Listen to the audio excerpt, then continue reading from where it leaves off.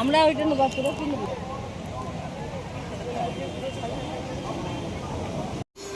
Hey guys, welcome back to the channel. আজকে হচ্ছে day 3।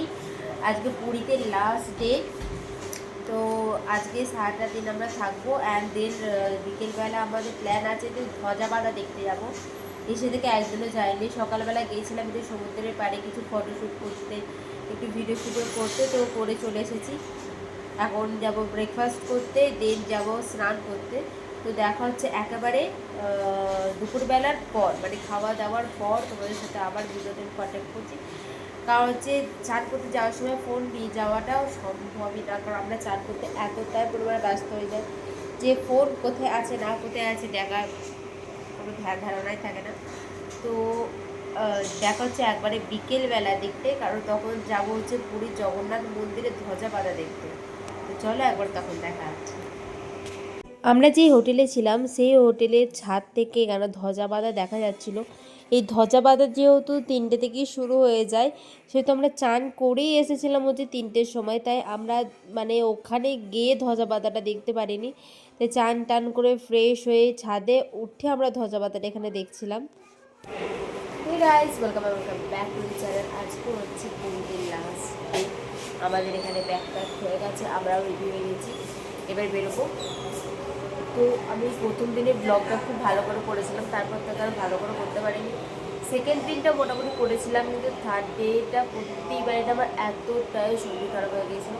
আমার প্রচণ্ড ঠান্ডা লেগে গিয়েছিলো। অতক্ষণ পুরী সমুদ্রে চান করা, এসে চান করা, তো আইসক্রিম খাওয়া, থামস আপ খাওয়া, গোলা খাওয়া, সবের জন্য হজগোলা হয়ে গিয়ে আমার এত পরিমাণে ঠান্ডা লেগে গিয়েছিলো যে আমি ভিডিও করার মুহূর্তে ছিলাম না, শুধু ঘরে শেষ হয়ে রেস্ট করছিলাম। তো তাই বাইরে বেরোইনি, তাই কোনো ভিডিও করিনি। তো লাস্ট ডে থেকে আবার আমি ভিডিওটা স্টার্ট করছি। এবার তো বাইরে যেতেই হবে, আমাকে তো অ্যাক্টিভ হতেই হবে, তাই আমি ভিডিওটা স্টার্ট করে দিয়েছি। আর আসার দিনে আমাদের ফ্রেশ আর যাওয়ার দিনে আমাদের ফ্রেশ দেখে তোরা বুঝতেই পারছি আমরা কতটা পরিমাণে চান করেছি আমরা পুরীর জলেতে, যে এতটা কালো হয়ে গেছি, এত পরিমাণে ট্যান পড়ে গেছে গা হাত পায়ে, কোনো বলার কথা নেই। আমার এই ট্যান ধুতে ধুতে মানে জীবন কয়লা হয়ে যাবে যাকে বলে। তো কিছু করার নেই, একবারে পুরীতে এসেছি, মানে আমরা এইটা নিয়ে প্রায় 6 থেকে 7 বার পুরীতে এসেছি।